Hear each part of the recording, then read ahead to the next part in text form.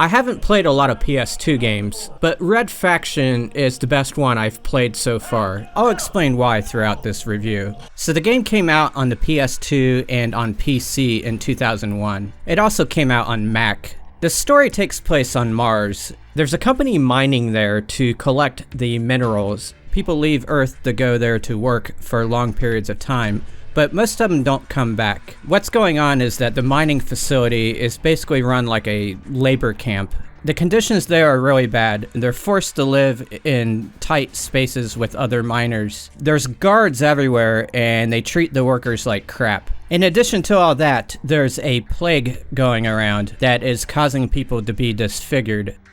But there's a revolution brewing, and there's this underground movement to overthrow the facility and escape it, basically. So you play Parker, and he's a worker who just arrived at the facility. At the beginning of the game, you're basically starting your shift. But right in front of you, the revolution starts happening. There's a fight between a guard and a worker, and all hell breaks loose. And you pick up a gun, and you just start killing the guards. Miners, this is Eos, leader of the Red Faction. Our time has come.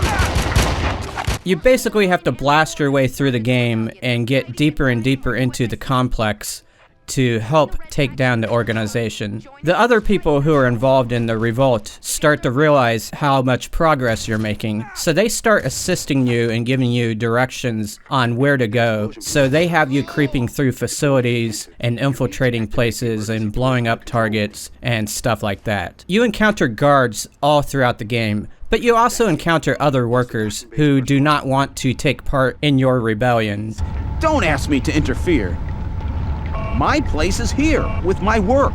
And they will often plead with you not to shoot them. Other times they'll try to alert the guards that you're there to try to get you in trouble. Throughout the game I was avoiding all these guys, but eventually I realized that you actually have to kill some of those people because they drop health packs. So the game is a little dark, but it's also amusing, and that's one of the things I like about the game. It is clunky and silly and outdated. I laugh at the way the guards react to you, things they yell at you and stuff. They hate you so bad. Oh. Scum!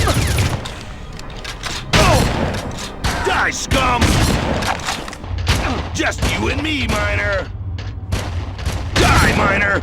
It's not just a long murder spree, however. You are also, from time to time, disguising yourself and infiltrating the different headquarters of the company. And about halfway through the game, you actually infiltrate the CEO's main office and take him hostage. So I was really into the story. The events that happened seem like a real reaction to the situation on Mars. Something else the game does well is the atmosphere. It really feels like you're sneaking around a real facility on Mars. There's a lot of sound cues and a lot of quietness.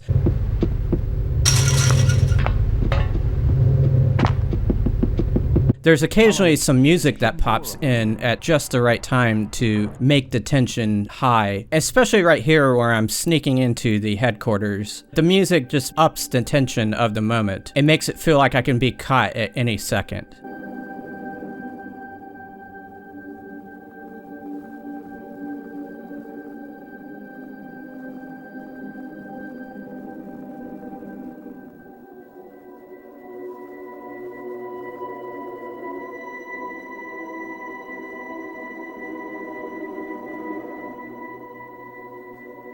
The story is not too over the top, and they don't hit you over the head with cutscenes. There's very few cutscenes in the game. Most of the story is told piece by piece through the conversations you have with the other revolutionaries. If you have the manual, there's pages and pages of details about these characters. I recommend you read those. It'll enhance your experience. One thing I learned is that the name Red Faction comes from a fake sports team that the workers had to disguise their underground activities. The thing that stands out most about the game, though, for me, is how amusing the guards are and how they react to you. There's also the other workers and how they react to you. There's a lot of awkwardness and a lot of glitchiness. I'm a busy man and you're wasting my time. I think over time, as the game has aged, it's become even more awkward and more funny. Later on in the game, you get a weapon that can shoot through a wall. You can see what the guards are doing on the other side of the wall, and sometimes I see them glitching out like crazy. I find it hilarious. The level design is very good. There always seems to be two ways to get through one area. And one of the big innovations that this game has is the ability to destroy the environment around you to a certain extent. It may not have been the first game to do it, but they do give you a lot of things that can blow through walls, such as remote charges, grenades, and rocket launchers. You can basically build a tunnel by firing a weapon continuously. You could see me here using the torpedoes to carve a tunnel through the rock. There's a few places in the game where you have to do this to create your own door, but for the most part, this is just an optional thing that you can do on the side. I've never had a situation where I tunnel through something and find something on the other side. There might be places like that in the game, but I don't know where they're at. So difficulty-wise, the game is pretty easy on its default level. I was blowing through the game, but about 75% through, there's this huge difficulty spike. It's mainly because the revolution is happening, so the company has hired a bunch of mercenaries to come in and supplement the guards. And these mercenaries are a lot stronger than the guards and are a lot better armed. Stand your ground! Speaking of armed, there's a lot of different weapons you can get in this game. 15 of them in all. You never have to trade one for the other. You can keep them all in your inventory. However, when I'm being shot at, I found it hard to get the weapon I need in my hand. You have to cycle through all of them by repeatedly tapping the circle button or the square button. And half the time I was grabbing the wrong weapon. Oh shit! It's you and me, Miner! Scum! Where's the one I want? Where's the one I want? Where's the one I want? Oh crap, not that one.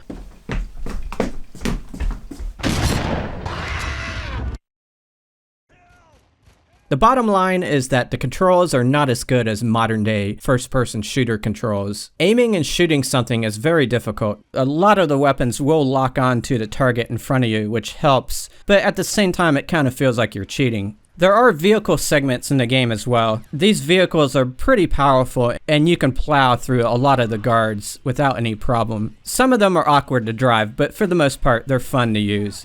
There is a major glitch in the game involving one of these vehicles. There's a portion of the game here where you're in the back of a vehicle that's being driven by one of the other workers. The vehicle is supposed to keep going through the trenches and you're supposed to shoot down all the guards that appear. However, sometimes the driver just suddenly stops and you have to leave the vehicle and fend for yourself, and it's almost impossible to get through that part without the vehicle. It's also hard to realize that this is a glitch. It kept happening to me until I looked online and discovered it was a glitch. So I went back to an older save and I went through the level again, and sure enough, he didn't stop the next time I attempted it. So that's another thing about the game. You do have to save often. There is no autosave. It takes a good minute to go through and save your game. When I got up to the harder portions of the game, I found myself saving like every 5 minutes because I was dying like crazy. You never want to save the game when you're low on life, or else you're going to get stuck in a situation where you can't continue.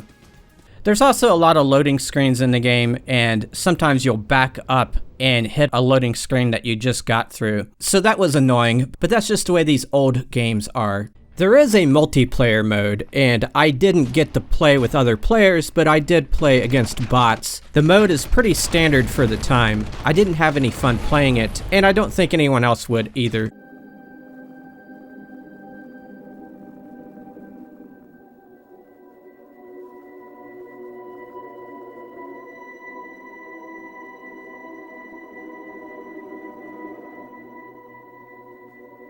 So Red Faction became a series of games. They ended up releasing 3 more, and this one has been re-released on PS3 and PS4 as a downloadable. I never played that one, but it might have better controls. I do know it has widescreen support.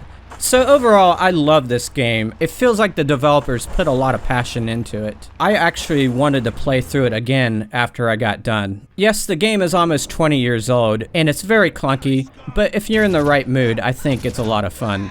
I recommend Red Faction to anyone that has a PS2 system. Maybe you won't like it as much as I do, so forgive me if I'm wrong. If you've already played the game, let me know what you think. So hopefully you enjoyed the review. I'll see you next time.